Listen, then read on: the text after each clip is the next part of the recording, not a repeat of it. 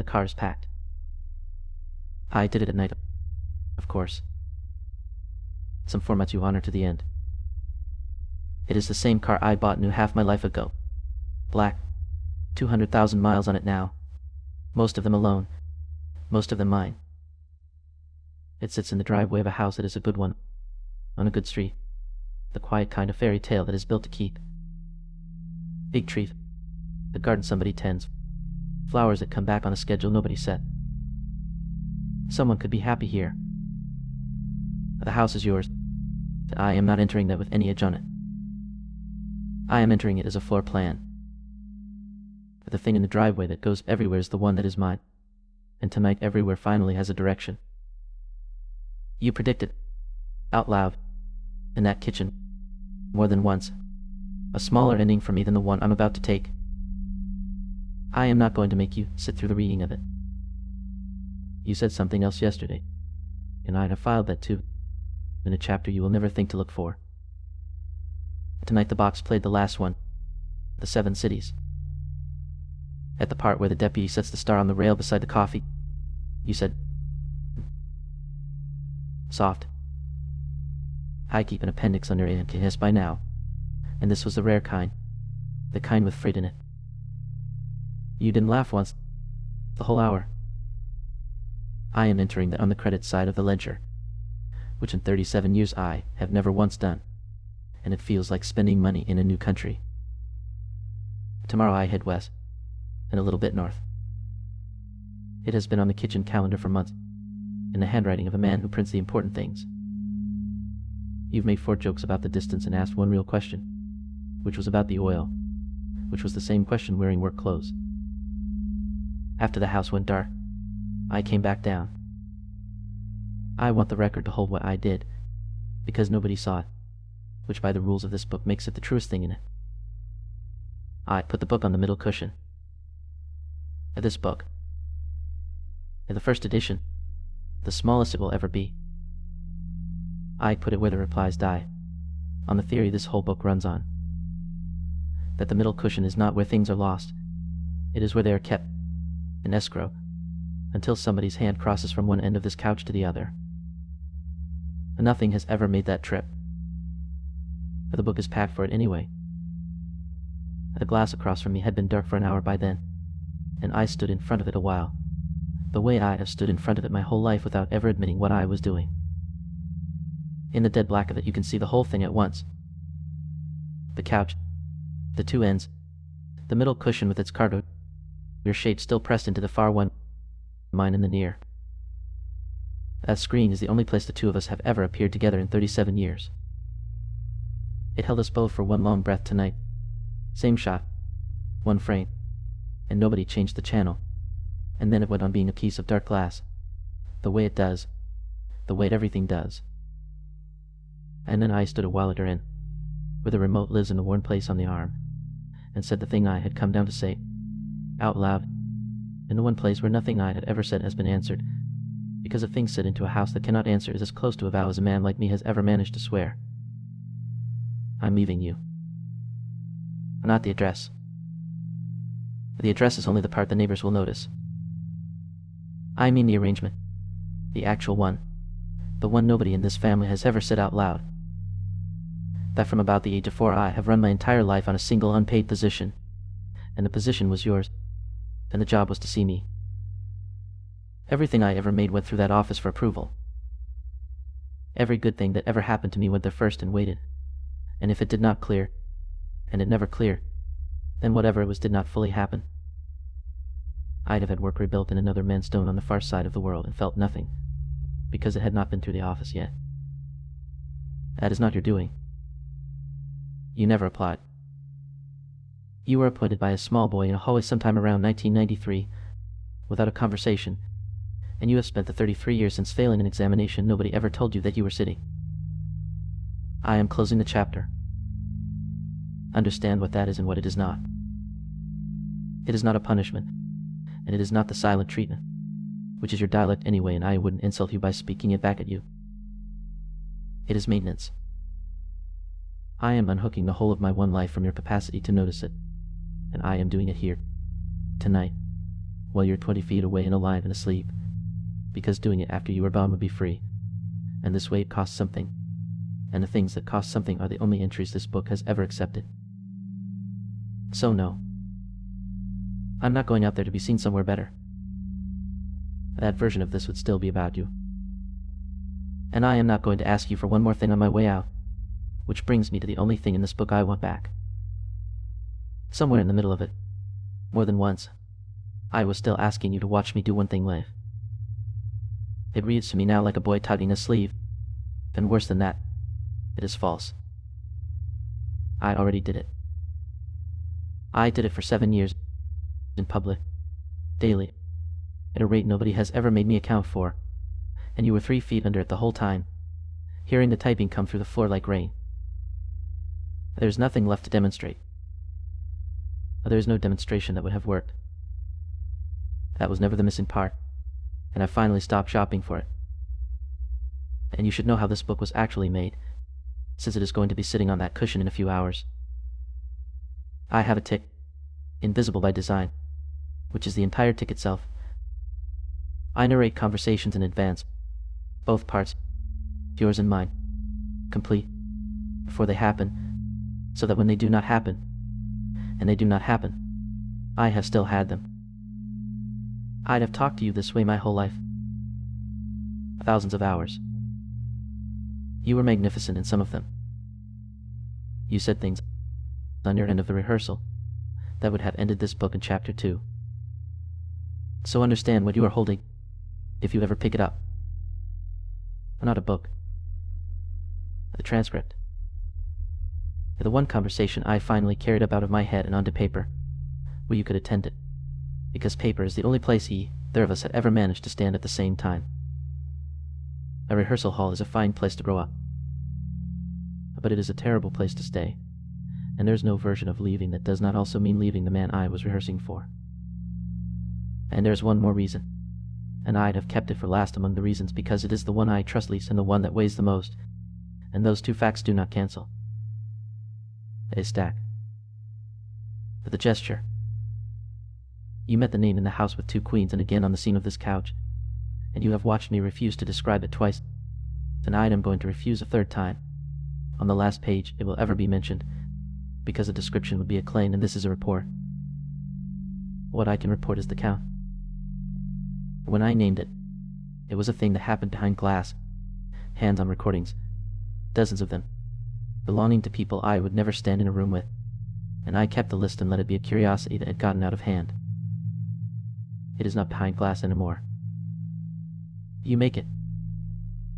Every conversation we have had this year, not most, every one, somewhere in it, a hand comes up. Your daughter makes it. 2 of your 3 sons. My grandmother, at lunch, over the soup, in the middle of a sentence about somebody's dog. And a week ago I sat in a doctor's office across from a stranger, a man with my chart and no other stake in me, and I thought, plainly, in words, I wonder whether he will do it too. I had not finished the thought. 2 seconds later, he did it.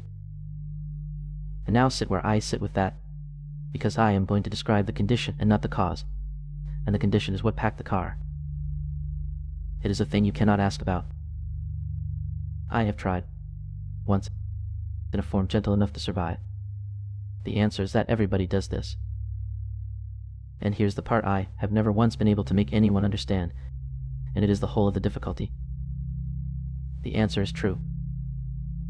Nobody is lying to me. And not you, not her, not the doctor. And you get the truth, and the truth resolves nothing, and you go home with one more entry and no ruling, and the entries are now daily, from every direction, and I am the only instrument in the building able to read them. There's no rest in it. Every conversation is a conversation, underneath it, a watch, and a man who has to watch every hand at every table for the one motion he cannot decode is not at the table. He is at his post. I'd have been at that post since the day I named the thing, and it is not a life. I told you that once already. I am telling you now that it has followed me out of this house and into the offices of strangers, and there is no longer anywhere inside your reach where I am off duty. I'd have two theories, and I will lay them out on the edge where this book keeps its theories, and I will not choose between them. And the not choosing is the point. First is the one my paper knows how to say. The two observers on the same input build two worlds, and the difference between them is not the destination, it is the path. And there are people I need. I have needed them my whole life. You are one of them, who do not exist on my path. Some part of them wants to. Some small, far back part, kept under by the whole front of the person, keeps trying to cross to where I am, and it never makes the crossing, and the hand is the entire distance it gets. That is the theory where you were never lying and never reaching me, both at once, for 37 years, and it is the kindest account I have of my life, and it would break a stronger man than me. The second theory is the one an engineer would put first. Everybody does this. It is a motion every human being makes a dozen times a day, and I'd have built an instrument sensitive enough to find it in every hand, and an instrument that sensitive is not measuring the world anymore. It is measuring its own noise, and reporting the noise as a signal, faithfully, forever. The trade has a name for that kind of estimator, and it is not a compliment. A high variance. It fits everything, including what is not there. I do not know which is true. That is going in the record as a finding and not a complaint. I do not know. I cannot know from here, and both theories issue the same instruction. If the first is true, I am keeping vigil at a door that has been trying to open for 37 years and has never once managed it, and I will stand there until one of us is dead, and on the schedule it will not be me. If the second is true, the watching is the sickness, and the only treatment for a watch is to leave the post. Stay, and I lose under both. Go, and under both I am at least a man who is somewhere, doing a thing, instead of a man at a table counting gestures. So I am not leaving because I decided what the hand means. I am leaving because I finally noticed that it does not matter which, and that I have spent 7 years and this entire book waiting to be told which before I would let myself move. So let me tell you what I am actually going to do, now that I'm done asking for you to watch me. I am going west, and a little north, to learn how things hold. Strip the name off the degree, and that is the whole of it. The study of what bears weight and what blows away, how a load travels down through a structure to the ground without tearing the structure apart, why some things carry and some things fail. They will teach it to me in numbers. I have known it in the body my entire life. I was raised inside a structure that carried an enormous amount and answered for none of it, and I'd have spent 37 years reading loads that nobody in the house would name. And now I am going to go put the mathematics under the reading, because a reading with the mathematics under it stops being Greek. It becomes engineering. And engineering is a thing you can change the world with. And then I am going to build the other versions. Not of my life. Of the arrangement. Which means I have to say one thing plainly here, because I've circled it for 32 chapters and I am not leaving it unsaid on the very last page. There are no sides. I know that is not how it comes to you. In your world things arrive labeled, and the label is the first thing you see, and you are good, genuinely good, warm and quick and generous, to every person the label put on this side of the wall. And nobody who ever needed a hand on your street went without one, and I'd have watched you give it 100 times to people who never thanked you. And the ones on the other side of that wall died at a distance you were never once asked to price, and you did not do that, and you did not stop it either, and neither did anybody else, and it went on your whole life at a volume nobody in that kitchen ever had to hear. I could never get the labels to stay on. That is not a virtue. It is a condition, and it has cost me everything a condition can cost.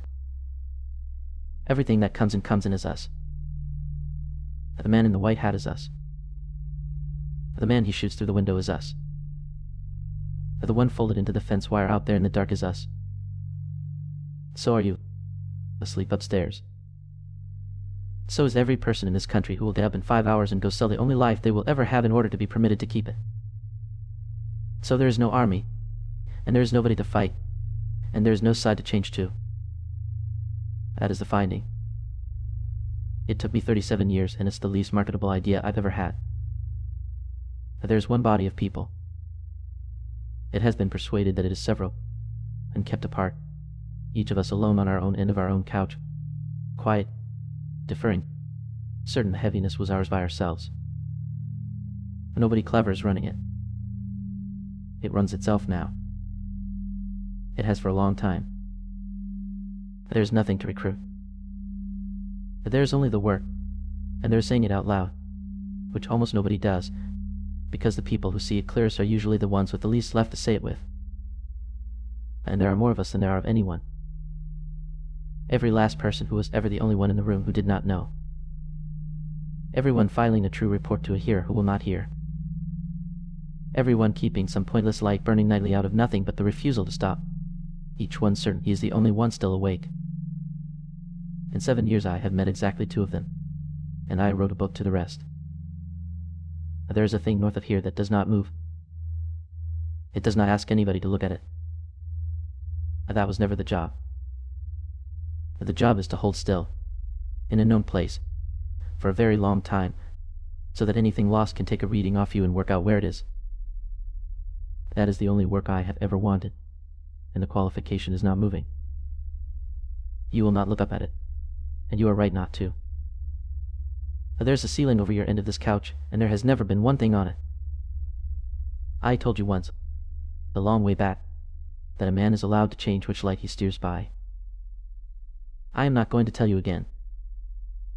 I said it once, in the right hour, and I meant it, and it was never mine to keep saying. One more thing before the listings, because whoever else is out there should know who is standing out there with them.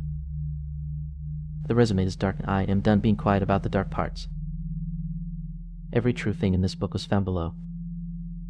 The cellar under the guild hall, the worst drawer of the catalog, the coverage map at 3 in the morning, the bottom of a staircase this family only ever climbs facing up. I'd have gone to places few men would ever go, and I did not get there on courage. I got there out of necessity, because the men of these halls and the valleys and the harbor share one flaw between them, and that one flaw built every painted board in this book. They refuse to look down. Refuse, not cannot. Down is where the load goes. Strip the degree again, and that is the whole curriculum, following the weight all the way to the ground and having the stomach to watch where it lands. A man who will not look down never learns what is holding him up, or what is not, and so he stands on rock for 30 years and calls the creek the wind. Their refusal is their flaw. My looking was my strength. That is the entire secret of me. Entered once, in one line, for the record. I looked down at everything for 37 years, and it is dark down there, and I have it memorized. So if the climb runs long, and the old cold pulls at your ankles, then something in you says you had better stop and check the dark. Remember who you are climbing with. I'd have already been down there. I took the readings. The bottom is surveyed, the floor is accounted for, and the rope was checked by the one man on it who never once refused the checking. And now you. The last chapter. Sit up. I have a confession, and it is the only crime in this entire book with a named suspect. I robbed you. I took the trade. And not the tools. The tools are on the wall in the garage in the order you keep them, and they will be there in the morning. I took the method. You never taught it to me, and you would not have known how. You have never in your life been able to explain a single thing you can do. So I took it the way a trade has always been taken, which is by standing 3 feet away for 37 years with my mouth shut, watching a man's hands, until the hands were in me. Everything I know about how to love somebody I got off you without permission. Do the work. Do it right. Do it when nobody is looking. Fasten it from underneath where it will never show, and do not say one word about it afterward to the person you did it for. And then I did the part you would call the real theft. I used it against you. I took the house. All of it. Every wall you framed and every hour you did not complain. The basement. The stairs. All 14 of them. And the third tread that speaks. I carried the whole thing out of here one night at a time over 7 years and rebuilt it in a material you do not work in. And I signed the outside of it. There is no court in any world in this book that will hear your claim, because the original is still standing, and it has not lost a single board, and that is the one kind of theft where the man who was robbed keeps everything he had. And I am going to give it away. All of it, uncut, to anybody who reaches. That will make no sense at all to the men with the almanacs, and it is the one part of this I have never had a doubt about. My trade was always meant to be stolen. That is what an apprenticeship is. That is the only way any of it has ever gotten from one pair of hands to the next, and every man who ever built a fence around what he knew is one of the 6 in the bright hall with the green board painted behind him. On the first page of this book, a man in a white hat shot a man in a black hat through a window, and you said, "Watch this. He gets him right through the window." And he did, because he does. Every time. Every rerun. Forever. In the morning I am going to be the other one. Out before light, with the goods in the car, on the one channel you actually watch. And I will stand in that doorway with the last bag, and you will be at your end with the coffee, and the box will be running the early episodes, the ones where everybody is still young, and you will say to the box, because the box is the only mail service you have ever trusted, "Drive safe up there." I know the sentence is coming the way the deputy knows the smell of a raw night. And I will say to the room, "I will." But whether those 2 sentences are the first reply in the history of this couch is not a ruling this edition is prepared to make. The instruments were never built that could certify it. The next edition may know more. That is how this book works now. It grows on the inside and the ending never moves. And neither does the couch. And neither, we have finally stopped pretending otherwise, does the love. Only the readers change. The listings tonight, if this house had listings, would not say rerun. For the first time in the history of our channel, they would say premiere. Of what? They would not say. Listings never say. That is what makes it a premiere. The only thing anybody knows going in is that nobody has seen it before, including the people in it.